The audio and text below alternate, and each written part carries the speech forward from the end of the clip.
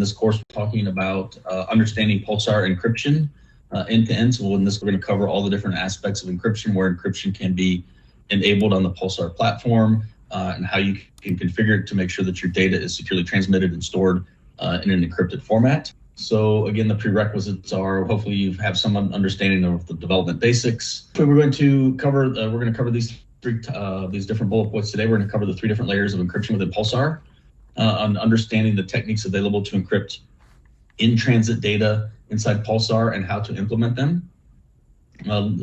Understand the various techniques available to encrypt data at rest inside a Pulsar cluster, and how to employ Pulsar's message level encryption to provide full end-to-end encryption. Obviously, the previous 2 is not sufficient and necessary to get full encrypted messages end-to-end, and we'll talk about the differences and how to implement that as well. So again, I'll overview with the different types of encryption, symmetric and asymmetric, the differences, the pros and the cons when you want to use one versus the other.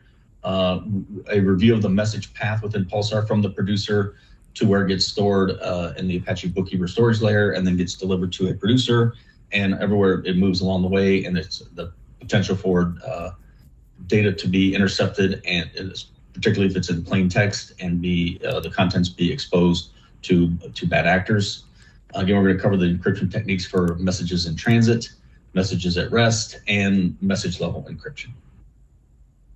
So let's just talk about encryption in general, what it is, and then how it relates to Apache Pulsar.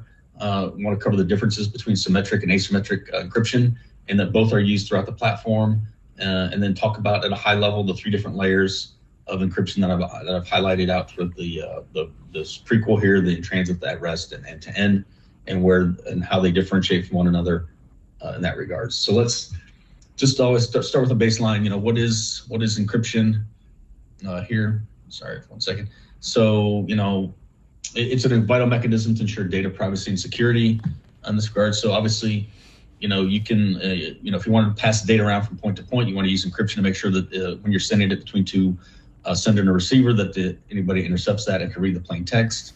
Obviously, you could transfer the data in clear text without encrypting the message at all, but that's the least secure option. Encryption in transit, does this sort of thing. So the main advantage of encryption is that anybody who inadvertently gets delivered this messages can't read this information plainly. It's a garbled mess to them. They'll need the appropriate key to take those contents and turn it back into readable plain text messages. So there are 2 different types of encryption, or basically different approaches to it. One is symmetrical encryption. It's a means of protecting data using a secret key and the same secret key to encrypt, lock, and decrypt the message. The sender and the recipient both share the key or password to gain access to this information.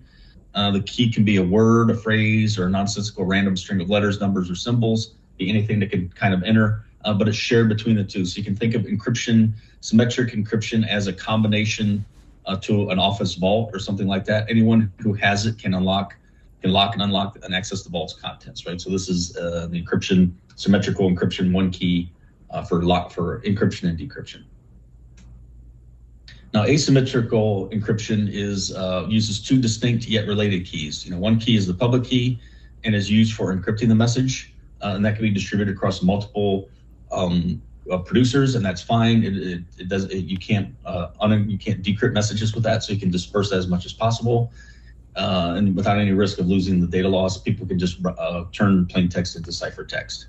And then there's the corresponding secret key or private key, which is used for decrypting the messages. As implied by the name, the private key is intended to be private so that only the authenticated recipient can actually decrypt the message, right? So that is the one that has to be secured, and it's obviously the more secure of the 2, because if you lose access to if you're sharing the same key and you're distributing across multiple people in a symmetrical, then they can take that same key and decrypt your messages. So this is a more secure approach of the 2.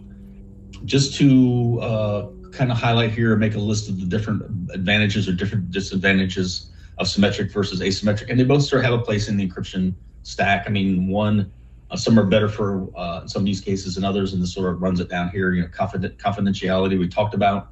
A single key increases your chances on a symmetrical key of being exposed to the data being compromised, where asymmetric makes it a little more secure. And you have that private key, but then loss of that private key means all that data is lost. So it's kind of a trade-off there, right? The ciphertext size tends to be smaller with symmetrical keys. That's typically what's used for data transmission. If you want to have smaller ciphertext, if you're worried about the size of your data getting much larger because of the encryption algorithm you use, then symmetrical is better. Asymmetric is much larger compared to the original size of the plain text file. It's significantly larger. The key lengths are much different. Obviously, symmetrical uses much smaller keys, simpler keys in that regard, where with asymmetrical, you want to use basically a 2K bit or higher key size for these different algorithms. Obviously, CPU utilization is different across the two. Symmetrical is much easier to compute and calculate, whereas asymmetrical consumes a lot more resources as far as CPU, and obviously, again, the ciphertext becomes much larger. Security trade-offs, one's safer versus the other, and then speed, one's faster, one's slower. So you have to pick and choose which type you want to use and which scenario based on these different trade-offs, these architectural trade-offs. Between symmetrical and asymmetrical. So typical security it takes what's called a defense in depth approach. And so you want to have encryption at different layers across the Pulsar stack, and we'll translate that into a traditional message path in Pulsar, right? And see how these messages go, right? So messages in a traditional Pulsar client, let's say you have a producer set up and running, the messages are queued up inside the Pulsar client before they are sent over the network to a Pulsar broker, and then the broker can retain a copy of that messages in an in-memory cache to serve tailoring read consumers. And eventually then they are also at the same time persisted to disk at the journal disk inside of BookKeeper, as well as the ledger disk eventually inside of BookKeeper. So they're so these are internal, and they're also internal caches as well. So these messages are distributed in multiple places across multiple locations in your Pulsar cluster. And each of these intermediate storage locations represent a potential attack vector for reading these message contents. Every one of these dotted lines in which the messages are sent between the client and the proxy and the broker, and the broker and the bookkeeper. Bookkeys also represents a place where these messages, if they're sent in plain text, can be intercepted and the contents read in plain text as well. So these are all your different attack vectors within the journey of a Pulsar message within Apache Pulsar. So when we're talking about encryption at layers, you want to have it employed at multiple levels across your system, and it's typically categorized based on where the data is located when the encryption takes place. So again, encryption in transit applies to information that is being sent over a network in some fashion. If you use just encryption in transit, it's encrypted before it's sent over the wire. It lands at its recipient, it's decrypted there, and then manipulated as plain text from that point forward. Encryption at rest applies to data residing in computer storage in any digital form, whether you've written it to disk or you have it in memory somewhere. That's really encryption at rest. We'll talk about that a little bit more, but this represents the majority of the time the data spends within your system. So the potential for it being attacked is also great here. It exists in a known format and structure. Maybe it's in a file system, it's in a database. It's in a known format, so people tend to have a lot of time to attack on this. So it's another interesting attack vector. And then end-to-end encryption has encryption of data both in transit and at rest, and further restricts access to the data to only the intended recipient the entire time. The data is really only decrypted upon read. For true end-to-end encryption, the message must never exist in a non-encrypted format at any point except and up to when the consumer of that message is actually getting ready to read that message. It has the proper private key, and it's going to decrypt that message at that point. So that is true end-to-end encryption in that regard. So again, in Pulsars, if we simplify it, go back to the message path. These are all the hops that is where the messages take place. Again, from the clients to the proxy and or broker, from the proxy to the broker if you have one, and then from the broker to the bookkeeper bookie. So this is all the locations where the data is in transit. Pulsar message data is in transit over a network wire at any point in time. And so if you enable, so let's just say that you enable encryption, in transit encryption for all these endpoints, it does solve the most important problem, which is the interception of data en route from a user to the server and from the server to the user, which is the most dangerous part of any messages journey, right? This is when it's going out over the internet. internet. Thousands of eyes can be on it. So this is definitely a critical part. And what we always say in the operations training, this is step one to securing a cluster, is to have TLS, or basically encryption, network encryption enabled, right away. However, it does not protect messages once they reach their destination. That's the nature of the way TLS works. Messages, again, it's encrypted using that symmetrical key. It's sent over the wire. It lands to the Pulsar proxy, and it's immediately decrypted before it's even moved into cache or memory or anything at that point. And it can be forwarded again to the broker and has to be re-encrypted. So every step in between where it jumps out of that in-transit network hop, it gets unencrypted and it's sitting there in plain text. So it's a very unsecured sort of mechanism. Now, with at-rest encryption in Pulsar, right, the messages are encrypted before being written into the computer storage, making them unreadable without a proper, decryption key. And at-rest represents, as I mentioned before, the majority of the data lifecycle versus in transit. It's very, in Pulsar, the messages are in transit very, very rarely, and they're stored for much, significantly longer periods of time. This is, that's why it's the go-to target for a hacker. The static data storage is typically has a logical structure, has a meaningful file names or structure to it, unlike in-motion packets moving over network. And it gives them a longer time to hack at it, look in locations and see, okay, I kind of know what this data is in this directory or this ledger disk. I kind of know what it is. And if I can just, get at it, I can read this information, right? So it is a longer term attack vector. And in Apache Pulsar, the data at rest, particularly is on disk, is located there. Again, the journal disk and the ledger disk come into play there. Now, again, this is another comparative chart to say that, what are the vulnerabilities and the main purposes between the two in transit and at rest data. Obviously, I won't read all this to you. Just let it know that at rest tends to use symmetrical keys because you're doing a lot more data volume there. So that's where symmetrical encryption comes into play. Typically, in transit, use asymmetric keys for extra protection because that's your most vulnerable time of the data in transit out over the open internet or something like that. Even if it's over a non-firewalled network connection, it's still exposed to a lot of different people. You don't know who could be sniffing those packets and looking for information. Get into some of the main vulnerabilities here. You can't reliably prevent eavesdropping when sending messages over the internet, so people can get in there and get that information. You have to make sure it's encrypted. Again, we mentioned longer period of time of sitting there at rest. And how it works is you encrypt on write and decrypt on read. So it's written there once when you write it, and then decrypted only when you access it from the disk. For in transit, it's encrypted before transmission and decrypted as soon as it arrives on the receiving end of that TLS implementation. So just strictly looking at this hierarchical, one builds upon the other, right? You can't have true end-to-end encryption without starting with, you start with none, and then the first thing you do is encrypt the data in transit, and that covers it the most vulnerable periods we mentioned, and that's fine. But then to build upon your security, you also then would want to secure the data at rest. That adds an additional layer of security, but it is not.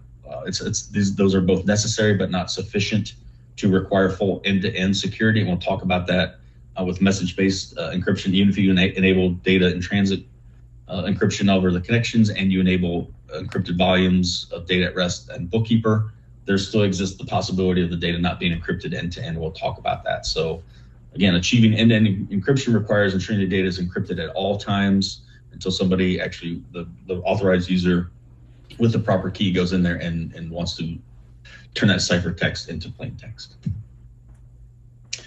So, as we mentioned before, although they are necessary parts of a solution, end-to-end encryption requires more than in-transit plus at-risk encryption. It is more than it is in addition to just having this information there. So even with both enabled, there are places where the messages are stored in plain text during their journey.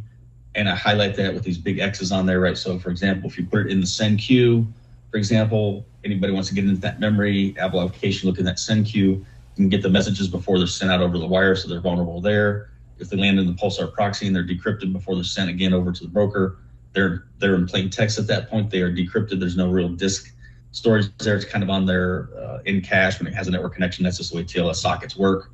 They have a local copy there, a copy of the data. Same with the broker cache as well. So there are places in that message transit that even if you have the disks encrypted and the connections encrypted, that there are vulnerabilities there, and we'll talk about how to enable that with end-to-end encryption. So let's look at encryption in transit within Pulsar, right? We'll describe the techniques available to encrypt in-transit data inside Pulsar. So again, just reviewing the slide before, Pulsar supports connection level encryption between all of its internal components, proxies, brokers, bookies, and the metadata store. They all have to talk to one another in different scenarios. The sensitive data itself, so when you're talking to metadata storage, it isn't really sensitive information. So you don't have to necessarily encrypt that as just managed ledger information, but you can enable all these connections there. You should definitely secure your public-facing Pulsar endpoints using TLS, and we'll cover that. And it's highly recommended to encrypt all inter-component communication in order to provide maximum data security. Again, even if you have somebody inside your firewall, you think, okay, we're behind our firewall, everything's fine. People there could either, accidentally get into that information, connect to that network, if you have a bad actor inside the firewall, you get through one layer of security, they have access to all your network transmission. That would be a bad layer to have, or a big security violation. So it's best to err on the side of caution and secure all your components talking to one another. So typically the way that this is enabled is through transport layer security, or TLS for short. This is, again, a cryptographic protocol that decrypts data sent over the network. It's been around, it's used in common web traffic today. We use the exact same techniques. This technique's been around for a little while. It uses asymmetric cryptography, as we mentioned, so it's more secure. And it's, it generates an exchange, it creates a symmetrical session key, and then it encrypts it using asymmetrical technique and sends it over the wire. And then the session key is then used for both sides. So it takes advantage of asymmetric cryptography by encrypting a symmetrical key and sharing that session key. And then if the session expires, it creates a new symmetrical key. This way you can send the data quickly using a faster encryption mechanism, but still have it secured, because in order to get that session key that you need to decrypt, you actually have to have the private key. And so you get kind of the best of both worlds. And this is the technique we also use with our in-transit message. You'll see this later on. It's a pattern that we've picked up on. That's how it's done. And it's also desirable to validate ownership of the server's public key. So again, you're sharing this key. It's being handed out to you. You can get spoofed, for example. So you want to make sure you have an associated digital certificate issued by a third-party certificate authority to validate that the key is owned by the server who you think you're connecting to, and that a certificate authority basically guarantees that you own that DNS name. You're not allowed to create a digital certificate if you don't own that domain name. And so it's a further layer of security to make sure that, if you think you're connecting to bankofamerica.com, that certificate was issued by somebody who verifies that the server is owned by bankofamerica.com or whatever. So you don't send your credit card information to somebody who's acting like, sending up a fake website and that sort of thing. So that's what it's there to guarantee an additional level of security. We have documentation on how to enable TLS security transport. And I'll just sort of highlight some of these steps outlined here to show you how to create self-signed certificates. Here, walking through this different information, you're using OpenSSL to generate, again, this is a AES 256 key. So this is going to be an asymmetrical algorithm, 256-bit key. You're creating a private key there. That's your key certificate. You have put a password on that, so it's a private key. Then you create a certificate request is the next command there, where you're requesting, this is my private key. I want to create a certificate request with this. I want it to be an X509 certificate. I want it to be this many days.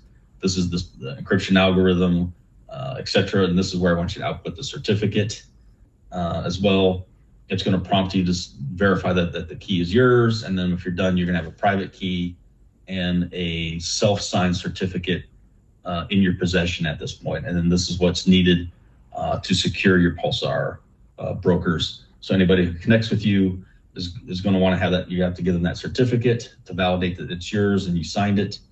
In a real production cluster, you wouldn't do a self-signed cert. You would get it from a third party, again, because you're kind of vouching for yourself here. Third parties makes it a little more secure, but this is how you get up and running very quickly on that, right? So again, for production use, it's recommended to use that CA file generated by a third party rather than what we showed in the previous slide. But either way, once you have that CA file, the process is the same, right? So you take this public certificate and you give it to all of the parties, all of your clients who are going to be connecting to your Pulsar cluster or broker, right? Whoever's going to connect, they're going to need the certificate, right? So you want to hand this out very, very, specifically, and then the private key is yours. Keep this secret. Keep it only on like your brokers. I have a backup copy of it somewhere. Again, as we saw on the previous slide, we're making sure that it's in a private directory. There's 700, so nobody else can read it, et cetera, et cetera. Lock it down. Keep it very safe. If anybody has this, then they can impersonate your broker and set up for advertising and start getting people sending packets to their broker and getting all your message data as well. So this is your private key, and you'll have that information. Now, once you have this certificate, you can create certificate requests and sign them with the CA. And you want to do this for both client and server key pairs, and the process is the same. So I'll highlight the 4 different steps that you have to do, and you're going to create multiple certificates to be used in for different components within your Pulsar cluster, right? So again, what we showed there is to create a broker private key. Let's say that's for broker 1.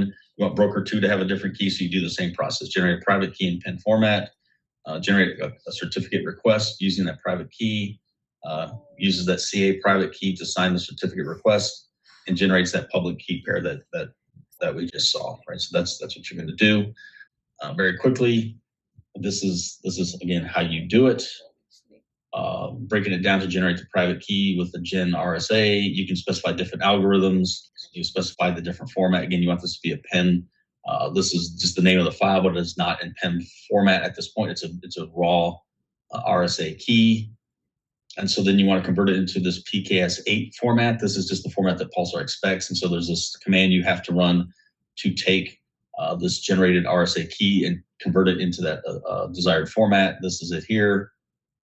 Won't get into, the in format is PEM, which is what you generated. The out format should be PEM, and it's going to assign it and encrypt and wrap it with this particular format so that it's safe to use. It's in the expected PKS8 format now as well. So you're going to do this, and now it's in the proper format. And then once you have key and the that you've created and you put it in the proper format, then you're going to do what we saw before, where you're going to create a certificate request, create a request, and you want this to be my own CSR, which is my client certificate request command, and you issue that out. Next step is, once you have that CSR that you generated in the previous command, since you're doing self-signed search, you are the certificate authority, so you can go ahead and sign it. Again, if you have a third party, you give them the CSR, they sign it to verify that you are who you say you are.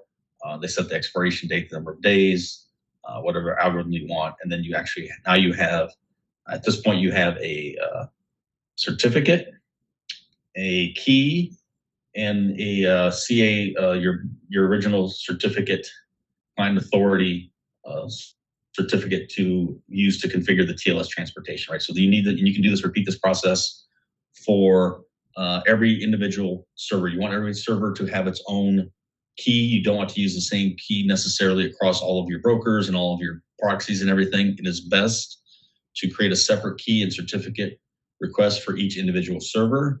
Again, because it just makes an additional security step. Nobody can impersonate anybody else on that. So you're going to do it for brokers, do it for every proxy, do it for your different clients. Your clients will need this information as well. So it all has to be done for all these different ones. So again, this process is done, and it's used for office. So the brokers are going to use this TLS encryption to authenticate inbound client requests, set up TLS to just make sure that the encryption occurs between the clients and the brokers. They need this the broker client. If you create a certificate broker client, that's going to be used for inter-broker communication. So they need to do load balance, talk about load balancing and do lookups and things like that. So the brokers will connect to other brokers as a client, and they'll need a separate certificate for that, and key. Same with the proxy. If you're going to have a proxy, then the proxy needs to communicate with the broker. So create a certificate for the proxy to act as a client to the different brokers. And then you should create certificates for different clients as well. to further lock down your applications to communicate with the proxies and brokers as well. So, that's a general. You can create individual ones. You can use the same one. Again, I highly recommend creating separate ones for each of these use cases, just so that you have more control over who's doing what at any point in time. But having said that, so now you've created the keys, regardless of how many you created. Now you have these different certificate pairs, and you have these signed certificates, and you're passing them out there. So how do you configure the Pulsar broker to enable TLS, encryption, right? So you go into your broker.conf file and you set up these various properties here to configure all of your different, to make sure that encryption is enabled, right? So you start at the top and you specify your broker service port, which is default to 6650. You can change that if you want. You set, so that's where your clients send the data. That has to be encrypted now. That's going to be a TLS endpoint.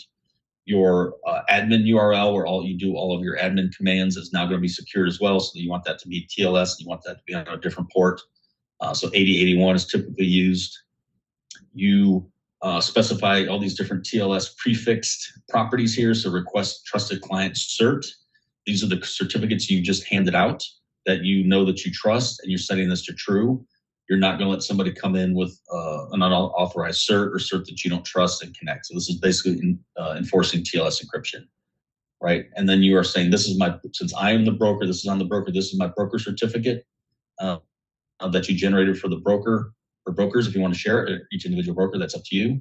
And this is your key file path, again, generated for the brokers. So again, going back to that process, we generated a cert and a key for every use case. So broker will have one, proxy will have one, so on and so forth. So use the broker pair that goes together, keep those together, and use the CA certificate. Again, this is the one issued by the third party or you generated once. The CA certificate is used by everybody. It's the same cert, only the trust certificate. This is the trust certificate. Your own certificate and key pair work together, and this trust certificate is shared across everybody. I want to mention that the TLS protocols are there, and you want to specify which protocol versions you will support from a broker level. So when you do, those of you familiar with TLS at all or not, it's a negotiation process. Not every client and every server are going to have the same configuration, right? They're going to be at different points in time, different software versions. And so they do this negotiation back and forth about what version of TLS do you want to use. It'll start with the highest security. It'll try and say, hey, I want to use TLS version 1.3, which is the latest and greatest. The client will say, sorry, I don't speak TLS 1.3. Maybe you'll talk 1.2. That's fine, as long as it's supported. Maybe and if it only supports version 1.1, you say I won't accept it. Right? You're too old. You have to update your software. There's a security vulnerability there. So this limits how far down you're willing to downgrade your TLS protocol versions to accept people to talk to it. And then once you've established your protocol version that you're willing to talk to one another on, next step is, okay, what cipher do you want to use? Because again, you have to have these different algorithms preloaded into both your client and your server to encrypt and decrypt the messages, right? You both have to have the exact same ciphers.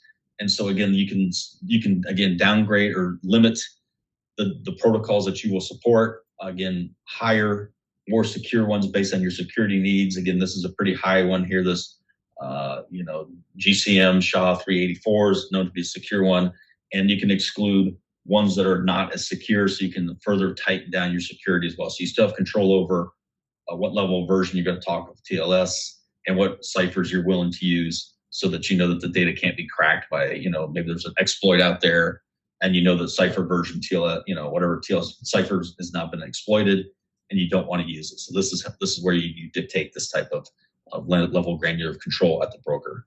You change all these properties, restart your brokers, and now when you want to connect, you have to use TLS, and you have to have a cert, that a key and a certificate that was signed by this trusted certificate that you have.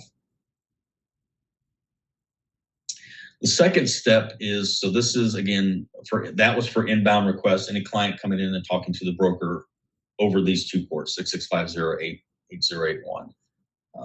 Brokers also have to talk to one another as well periodically to do load balancing. So this is for broker to broker communication. Think of it sideways in a horizontal system, whereas the client going, vertical connection point. Think of it that way on a graph. And so again, You have to set this to true. Say, hey, if I'm talking to another broker as a client, I want it to be TLS to true. Again, you use the same trust certificate file, so this one you just reuse everywhere. You should have created, and I recommend again creating a different certificate and client key pair for this type of communication. You can use the same broker one again, but it's it becomes it's a security exploit. So just create a separate broker client cert for that. Repeat the process we showed previously, and you specify, okay, this is my client certificate and pair. As long as it was generated and the CSR was built on the CA, then it's going to work just fine. And then you set that up there. And so these 4 properties are set on each of the brokers. Each broker should have, should have this property set up so they can talk to one another, and all that communication is also encrypted, side-to-side communication. Now, optionally in the Pulsar stack, you can have clients go directly to the broker. We highly recommend having the Pulsar proxies sit in front. It helps, help you find the right broker the first time. You don't have this redirect to lookup sort of thing. The proxy does the service discovery to find which topic is served by which broker, caches that for you automatically. And so a lot of times it just works that way. So if you want to use the broker, and that's fine, you have to configure TLS in 2 directions, right? You have to configure it inbound for the clients, and then you also have to have the outbound, because they're going to turn on and forward those commands onto the broker. And so you have to configure TLS in both directions. So let's talk about how to do that again in the proxy.conf file. So this again is going to be in your proxy configuration. So assuming you're started up and running, again, you specify these are the inbound ports for your clients to communicate on. So this is for this link, the red to the pink, I guess, communication channel there. And then I just put in a comment, these are for clients connecting to the proxy. You set it to true. Again, these are very similar to what you saw on the broker, a certificate file, my particular key, on TLS trust certificate path. Here, this isn't a typo. You want to use the same ones as generated for the brokers, because they're going to communicate. The certificate you handed off to the clients was based on the one for the broker, so they're impersonating the broker, so they can use the broker certificate here. And then you want to have a separate configuration setting here for if you're turning around and sending it forward from the, you don't have to do this. Again, you can terminate TLS at this point, and it sits in the broker, but again, we recommended it end to end. You say, okay, I'm going to turn around and send this information. Go back. Okay, so now the data came here and it's encrypted. I want to make this connection also has to be secured. So this is configured with these 4 properties, true or false, enable it. Again, use the same certificate file as before. It's reused in both cases because that's what's used to sign everything, all these certificates that we're using. And then hopefully you would generate a separate certificate for the proxy. So when the proxy is acting as a client, it's using this certificate, it's using this key. Use a separate key pair that's been generated using that same trust certificate. And that's what it's going to use to connect to the broker. And then the broker can be configured as using its connection as well, and everything's going to work. But everything's encrypted the entire end to end. At this point, the data is sent over the wire, incoming and outgoing of the proxy. Now, lastly, on the client, back to the very beginning, this is just showing you how to do it in Pulsar. All the other clients support a similar configuration here. Again, we're showing you're connecting to a secured endpoint. So that's the first thing to note is your service URL is going to use that new 6651 endpoint. Also notice that in addition to the Pulsar, you had the plus SSL to indicate that I'm using a secured socket layer for communication. You have to specify those 3 values as we mentioned before. Again, this is the, your associated and your specific client key and certificate that you've been assigned that have been handed out to you by the Pulsar broker administrator, as well as the trust certificate. So these will all be provided to the clients that want to use them. They'll say, here's the certificate to use, here's your key, here's the client specific certificate I generated for you, and you configure them in this way. Enable host name verification.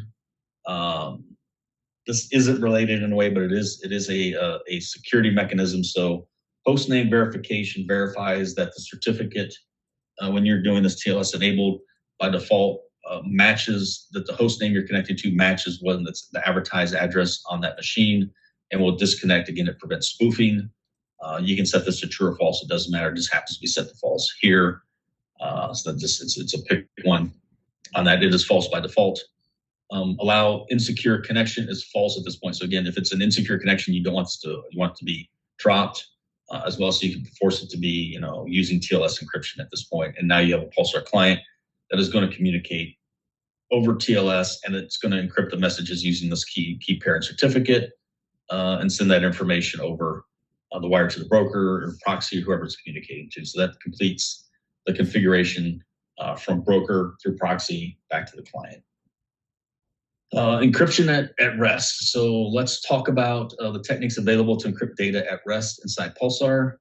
Again, let's just go back to our data path to get our bearings here. Again, this is the path through Pulsar for a message.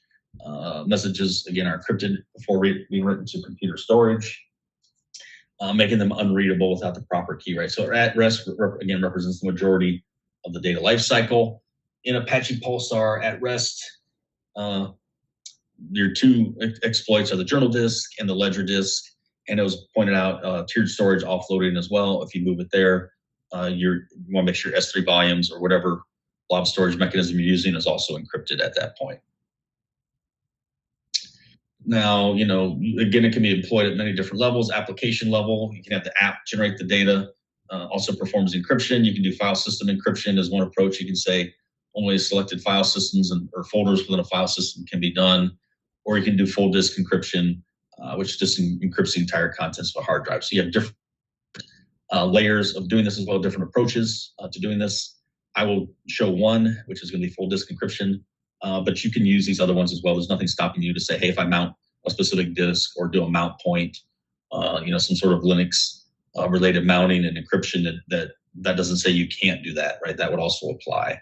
So this isn't the only way. This is just one technique. I just want to make that clear. Those of you thinking, different ways.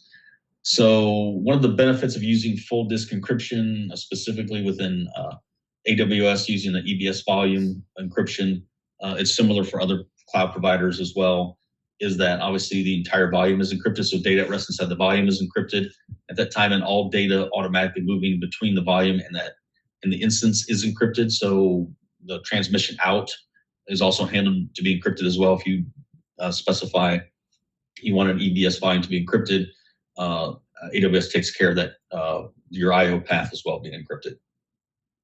Any snapshots you take of that volume for backup purposes are encrypted automatically, and then obviously any volumes recreated from those snapshots are also automatically encrypted. So there is no possibility of leaking that information out or having it unencrypted by doing some sort of EBS manipulation under the covers or something like that. It is fully locked down, and you don't have to think about it from that point forward. There are a couple different techniques to enabling full disk encryption using some of our automation tools. Obviously, I do not mention the bare metal. If you're using bare metal, then I defer to that. You go to your Linux system, you go to your hardware provider, those specific instructions, and there's a lot of different software and or infrastructure hardware providers that will provide you encrypted volumes. I'm not familiar with those. Just suffice it to say, follow their instructions and make sure that those encrypted disks are provisioned for your journal and ledger disks, and everything should be fine. If you want to sort of automate this process and you're running in a cloud environment and you want to use Terraform is your method of choice to spin up your infrastructure, and then server is your Ansible for your server automation tool. Then, just to highlight again what the differences are between the two and how they work together. Terraform is used to create the resources for running your Pulsar cluster. So again, if you have a recipe to run an AWS, it's going to spin up your EC2 instances, your networking, your security infrastructure, all that. It has that in a specified configuration way. It knows spin up this, then this, then this. It gets everything ready and provisions it. So we'll have to use Terraform to do basically provision encrypted EBS volumes, and we'll talk about that.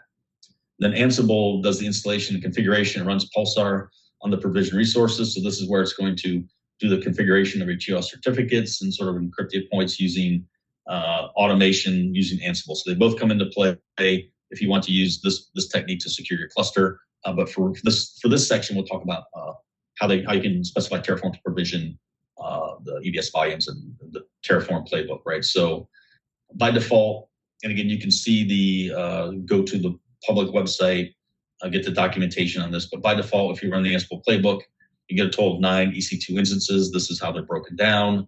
And you can control the EBS volume types used by these instances. And that's the key. That's the hook. So we can specify, hey, I want encrypted volumes, and we'll talk about that. It also creates a security group, a VPC, API gateway, routing tables, and all these separate subnets as well. And within this subnet for your VPC, you can use your own TL certificates, or you can have AWS spin up and use these certificates as well. So again, it can secure your endpoints for you automatically. And you have a more secure cluster. It can be automated using your Terraform playbook.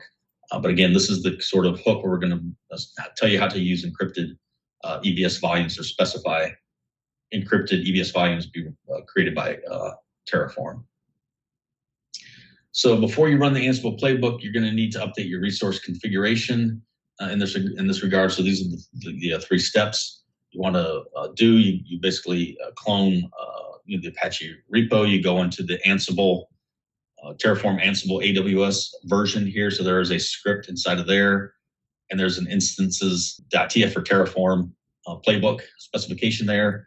And you just add this additional following resource definition. So by default, it's going to take whatever your default EBS volumes are within AWS, where it provisions all those instances. By setting this equal to true, you want to say, I want a EBS encrypted by default. That's a recipe, so it knows, AWS knows how to do this. And then you're scoping it to be only bookies, right? So for all the disk EBS volumes attached to my bookies, I want to use EBS encrypted volumes. That's it. This is sufficient within Terraform to make sure that all of your volumes or EBS storage is now fully encrypted for all of your bookies. And again, they're managed. Encryption and the keys for getting and decrypting information are managed automatically by AWS, the Key Management Service, or KMS. And so if for whatever reason you need to get into these volumes outside of Pulsar and you want to just go look at them, you go to your KMS server, get those keys, and then you can get that information as well. So the keys, you don't have to manage the keys; they're all managed within AWS for you automatically. That's the takeaway. You don't have to say, "Where's my private key to encrypt these things?" You can configure KMS to rotate these keys automatically. All the good benefits that KMS gives you as well are available to you automatically by using this resource definition in Terraform. Another way to do it, so another automation technique, again, is on Kubernetes. Using the official Pulsar or the StreamNative Helm charts, you can sort of take your pick on that. They have pros and cons to each, whichever one you choose, whichever one you want. They allow you to install and configure various components, including these plus more. Prometheus, Grafana, tool sets, all these different ones are in there, but these are the main ones that are involved in the encryption process. And by default, Pulsar Helm chart expects a storage provisioner to create the underlying persistent volumes for these components, right? So when you're spinning up in Kubernetes, you're saying, hey, I want to create a resource. I want X amount of RAM. I want X amount of cores. And I need this much disk. You just specify, like, as a request, I want 20 gigs of disk. And then under the covers, this has to be mapped at some point back to physical underlying persistent volumes. And there's a class associated with this in Kubernetes. There's a default class that you can specify, override it. And there's a storage provisioner that you configure to basically go out and allocate these resources, again, based on what environment you're in. If you're running locally, you want to have a local disk provisioner. If you're running on AWS, then you're going to have some sort of EBS related provisioner, right? So it knows how to go interact with different systems and create these volumes, right? So if you want to use full disk encryption using Helm, then you have to tell Kubernetes to use this EBS SCI driver storage class to provision these, again, volumes for your Apache BookKeeper component, right? So the steps are pretty straightforward. There is I have in the notes, there is a breakdown of all the different steps in the AWS EBS, the SCI driver GitHub repo where the code is. There's a detailed README instructions on how to do the installation. So you install it. You set up the driver permissions in AWS. Deploy the driver to your Kubernetes environment first. So the software has to be available because it's a class, so it has to be downloaded first into your environment. And then you just configure Pulsar to use this specific driver when it's provisioning these physical volumes to use inside your Kubernetes environment. Let's go look at how to install the AWS EBS provision, right? So we're trying to secure at-rest encryption using Helm charts, specifically on an AWS infrastructure provisioner. And this is the specific class that we use to provision the EBS volumes that we're going to use for that. And so, again, first thing you have to do is enable these permissions to talk to Amazon EBS to manage the volume on the user's behalf. And here's a policy you have to update.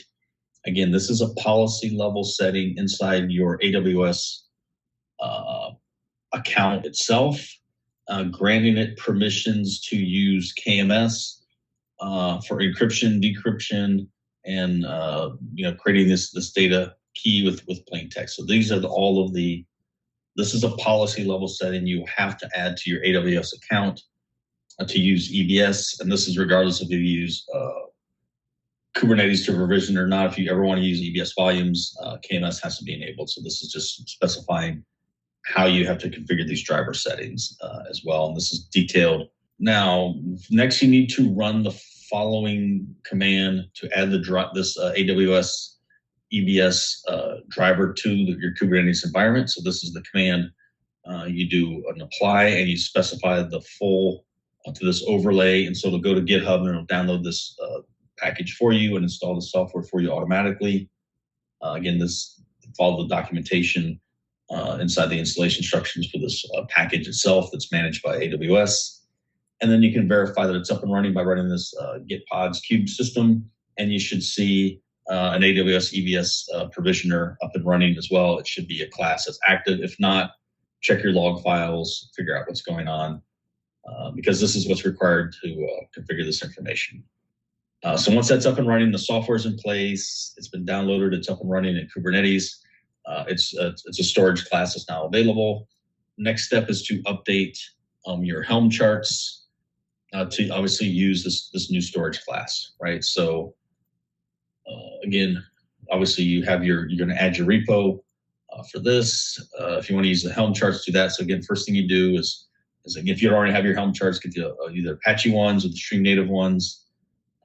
StreamNative different repos and has some additional for your TLS certificate managers and things like that, and do the update on that. Now, when you're deploying Pulsar using Helm charts, you define your Pulsar cluster using a YAML file. Specifies all the different values here. So in this case, you can see all of these different examples are available in the GitHub repo and the Pulsar Helm chart. There's various examples here that can be used as a template to get started on this. And so, you can go look at different ones. They're all going to have different variations of this. But if you look at these sections, they have a stanza in there related to BookKeeper, right? There's stanzas related to brokers and the proxies and everything else, Zookeeper, etc. You want to specifically focus in on the one for BookKeeper. You'll see obviously the count of number of replicas you want, your resource requests, memory, and CPU. And then there's be a volumes stanza, right? So persistence to true. And there's a further breakdown of journal disks and ledger disks, right? So for each of these, you want to make sure local storage is false, and you specify the storage class name, this EBS-SC. This tells the Kubernetes and the Helm chart when it starts creating these specific pods. It's assuming you're deploying in AWS, so that's again, you've deployed and installed the storage class. When it goes to provision these specific volumes for these two requests for the journal nodes and the ledger nodes for the BookKeeper bookies, to use this specific storage provisioner, which is going to do, again, the EBS volumes and have encryption set up for you by default. So this is all that needs to be done. You run your Helm, apply, initialize. At that point, if everything goes well, it goes out there, provisions those EBS volumes for you. If you set up your permissions properly, as we showed the previous slides a little while ago, your account that's creating these AWS resources has permissions to access KMS so that it can actually encrypt the data in the volume, and everything should be good to go. Again, once you've updated this Pulsar configuration file, you just do this, Helm install, set initialize true, point it to your EBS encrypted YAML, let's call it that for purposes that this previous YAML configuration here is stored in a file called values EBS encrypted. It'll run, you specify again your Helm chart. This is using the Apache ones. You can also use StreamNative. Does not matter. It's going to perform exactly the same as well. And this should allocate EBS encrypted volumes for all your bookie, ledger, and journal disks, past, present, and future. If you scale up and add new ones, the same thing will apply. So you're set forever and everything's set to go. So you've completed data at rest encryption. We've showed you that using Ansible and Terraform. We showed it to you using Kubernetes with AWS specifically. Have to see if there's different drivers for the other cloud providers, if that's what you want to use. And again, if you use physical volumes, then you have to refer to your hardware or software providers for encrypted volumes there. So the last step we talked about, again, we talked about the gaps in the encryption. If you just have in-transit encryption, which is good, that's initial starting point. You still need that. I think we've encrypted it at rest and then in transit. So where else can it be, right? It should be done, but there's actually additional encryption points that we talked about in the previous slide. We showed at the beginning of the message path that there's places where the messages can exist in unencrypted format, and so it's not truly, end-to-end encryption. In transit plus at rest is not equal end-to-end, right? It's not the same. These are necessary but not sufficient conditions to get end-to-end encryption. You must still have those. Think back to that pyramid. You have to have one, then you have to have the other one, and then finally, on top of that, you have end-to-end encryption, right? So it's a better solution is to encrypt the message contents inside the Pulsar client before sending them over the wire. That way, they remain encrypted the entire time. So this is kind of like the application encryption level we talked about earlier, right? So in this section, we'll cover about how Pulsar implements this and how you can configure it running. All right. So what we want to do is message level encryption. So it's a better solution is to encrypt the message contents inside Pulsar before you ever send them out. They're in the buffer queue, the internal queue, and stored that way. So Pulsar uses a dynamically generated symmetric AES key to encrypt messages, right? So think back when I was talking about TLS, it uses a symmetric key internally and then a public-private key pair to encrypt that key to make it secure, right? So the symmetric key is quicker. It allows you to encrypt these things very quickly, but by encrypting that key itself with a public-private key pair, that provides you the more secure. So you get the best of both worlds. Again, it's a blended approach. We just stole that concept from the way TLS does. So it worked exactly the same. Now TLS works, you understand how our message level encryption works conceptually anyways, right? So so you have to have a provided public-private key pair to encrypt the AES data key. And you don't have to share this secret with everyone. And then the public-private key are used for encryption and decryption, right? The producer key, the producer has the public key and the consumers have the private key. So that is the outside of that symmetric key itself is the public-private key to encrypt that information and send the information, right? So the application will configure the producer with the public key, and you can use this key to encrypt the AES data key, and then that encrypted data key is sent as part of the message itself. Only entities with the private key, the consumers, are able to decrypt the message because they have the private key. Actually, they decrypt the AES data key first, then they use that key to decrypt the message, right? So it is secure in that regard. Only people with the private key have that access. You can also encrypt a message with more than one key or have a rotating key. So any one of those keys used for encrypting the message is sufficient to decrypt the message on the other side. So you can specify more than one key and have those rotated if you want to have additional levels of security on the message level encryption side. So again, we'll walk through it here, then I have a demo kind of showing the same thing. But here the application configures, again, this is the producer side, right? So you're creating a new producer, using the producer builder interface. This is the Java API, and you're specifying your encryption key. The key name is passed into the crypto reader. This is how it can do a lookup. We'll show you this in a little bit. If you want to, it's a class you have to implement. I have a simple implementation here. If you're using one that's backed by something like KMS or a key management server, then this key will basically do a lookup and basically you can go get it from a third-party external system if you want, here as well.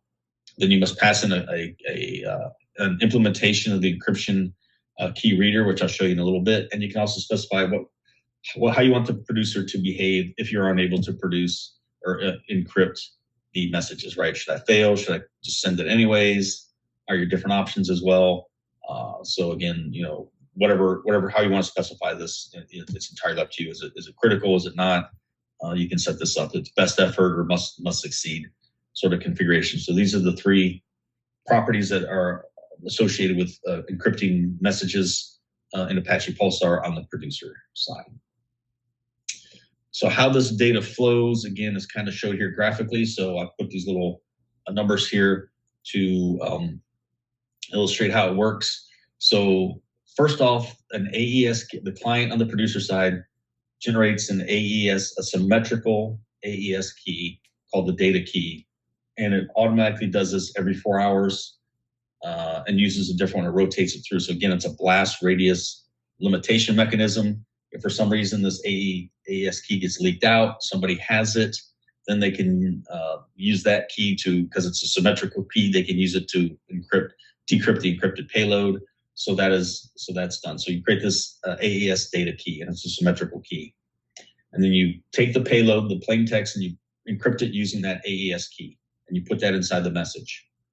Then you also take this AES key and you encrypt it using your public key of this asymmetrical key pair that you have. So again, you've given it a private key, or this is associated in the crypto reader. So you give it a public key, and it encrypts that key itself, and it puts the encrypted key along with that key name into as part of the message metadata information, and it's sent over the wire to the broker. It's encrypted with one key, which is symmetrical, and then the symmetrical key is encrypted with a public-private key, a symmetrical key, and they're both sent together. And so it's a self-contained unit, and it's sent out over the broker. Now on the consumer side, you have to get ready to consume these messages as well. So here, you only have two additional things to add. You, again, specify the encryption key provider. So it can go find the key to use to decrypt encrypted messages. And you can specify what happens to the key, or happens to the message if you're unable to encrypt it, right? So discard it, basically ignores it, so you don't get stuck or redelivered or something like that. So you basically, you can throw an exception, you can fail, you can discard it, different options as well. What happens, if the decryption fails? So graphically, how this works, again, so the client is connecting, you have a consumer, it's connecting to the broker, it gets the messages, the message gets sent as a raw payload, it's an encrypted format, right? So the first thing it does is it finds, it looks in the message metadata, grabs the encrypted AES key, does a lookup by the client name, because it might be a different key pair. Again, you can use multiple keys, so it's a key pair. So based on that key, the client key name that was used to encrypt it, you have to find the associated private key. So that's how you use those two values to look up the private key, and you use that private key to unencrypt or decrypt that data key, the AES data key. Now that you have this symmetrical AES data key unencrypted and it's ready to use, you take that payload, again, pass it through, use that symmetrical key to unencrypt those contents, and now you have the plain text again, and you can read this information as well. So again, the key that was used to encrypt the payload is sent with the payload, but that key itself is encrypted with a public-private key pair. So only those clients that have the private key can actually get at those contents and decrypt that AES key as well. So the key to all of this is this, I've kind of alluded to, is this crypto key reader class that we kind of pointed to a little bit, and it's an interface that defines two methods that's used to return a public-private key pair to the corresponding producer consumer, depending on what they're doing a lookup, right? There are no implementations provided by default, so you must write this for yourself. I'm going to demonstrate a simple one that uses a static key. Again, you can think about writing one that would go to something like a more complex key management server or something like that. So again, it does a lookup based on the key name, and it should return a public key. And this is called when the producer is created, as well as when the consumer for receiving these messages as well. And then the private key is called by the consumer when it wants to receive the messages, get the private key for that associated public key name, That's passed in for you. So let's say, what's my associated key pair with this? This is the public key that was used. I need the private key for this, so I can decrypt this message. So this is sort of the interface here. I'll show it to you. I also have an implementation, but just to show you, there's two methods. They return this encryption key info here. Includes a key value. You can have some additional metadata as well. And this is, again, it just returns this information. So this is a basic implementation. This is directly out of the documentation. It's the very basic one. You can envision a case where, again, you're doing something more dramatic. You're connecting to a key management server, doing a lookup, that sort of thing based on keys and rotated keys. But this is a very simplistic implementation of that crypto key reader.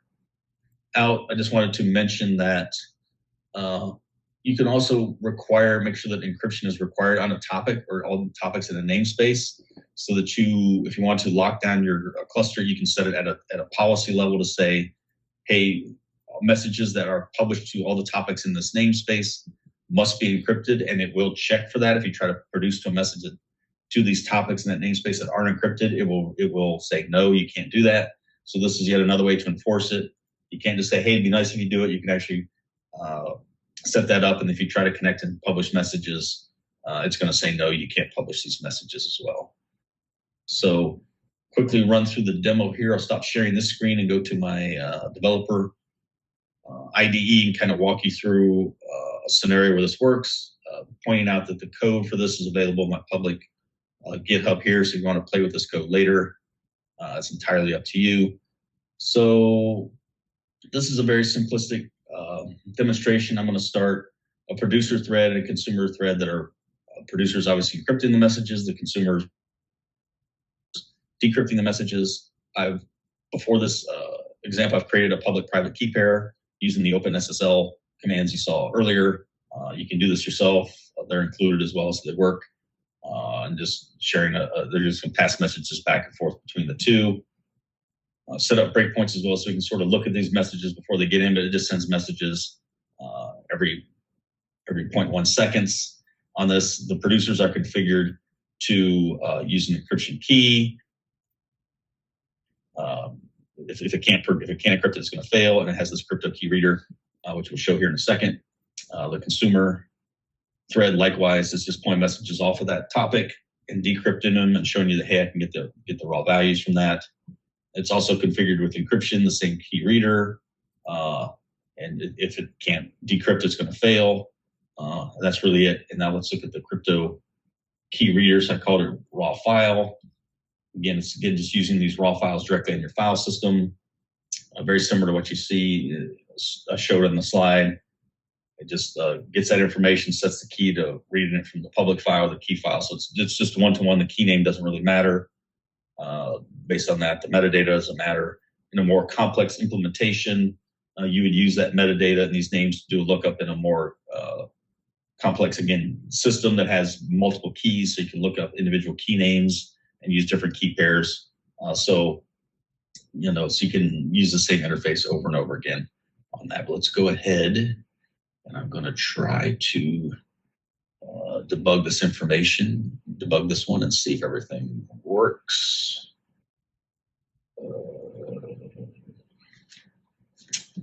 Come on here. So here we are. Are we in the producer? We're in the consumer thread here, so we can see it already got a message because it's publishing messages before. And I just want to drill in and kind of show you that it can see with this message metadata. So this isn't accessible, but you can see that there is some various encryption keys associated with it. So it has an encryption key sent with it. So this is the AES data key that came over with it. These are some additional encryption parameters around this information as well. So it looks at this metadata and the consumer knows this is encrypted. It takes that encryption key and does a lookup to find that associated value with this, and it does this automatically with these messages. And so again, this is the metadata is included with this message. So the consumer who's been configured to encrypt this information can now just go ahead and get it. It says, hey, I got this go to console and said, hey, I got this message number 58 that I sent before, so it's getting this information. You know, I had an old message in there. So this guy's sending this information. Yeah, because it's blowing up because I'm having sleep point here. So I'm just I'm stuck in the debugger as well on this point. So it's just sending this information. And on the producer side, hopefully here, send this information as well from this guy. Let's go in here. So I have this message. This is on the producer side. I just want to show you that the same metadata is associated with this message. Sent out here, the values are stored, and it's going to be encrypted at this point. So this is encrypted content, and it's not going to be the same content. It gets sent out over the wire. Message number 3, message 4, 5, 6 gets sent. And so they're just bouncing messages back and forth, but they're always being encrypted, and we can look at it by the debugger because it's encrypting it, again, using these particular keys or not. So then if I stop this guy and I just configure it in such a way that the consumer basically doesn't have the crypto reader associated with it, it should fail the message because it's not going to be able to get that information. It's going to get an encrypted message, and it's going to start throwing exceptions as well. So we should hit this endpoint here if everything goes according to plan.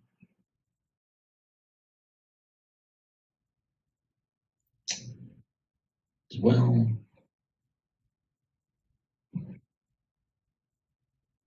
Okay, so it's complaining a different reason. Message delivery failed because crypto reader interface is not implemented to consume the encrypted messages, right? So it is failing on the consumer side. It's saying, hey, I can't consume this message, right? Because I don't have a crypto key and reader.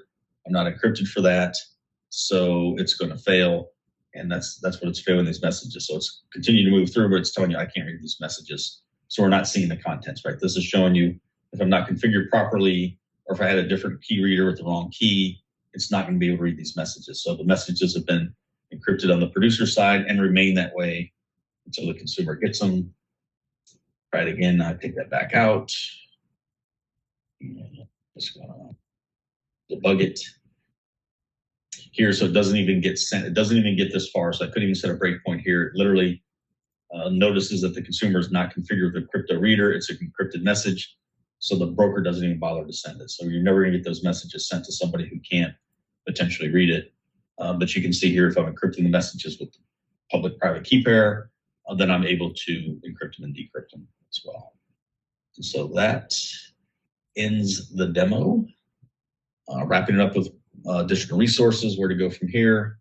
As always, go to our community Slack, StreamNative community, go to the Apache Pulsar Slack channel as well. Follow me, follow us on StreamNative and Twitter. As always, it's me. Keep in touch. Follow me on Twitter, LinkedIn, a GitHub repo. Reach out to me. I'll see you in Slack or other places.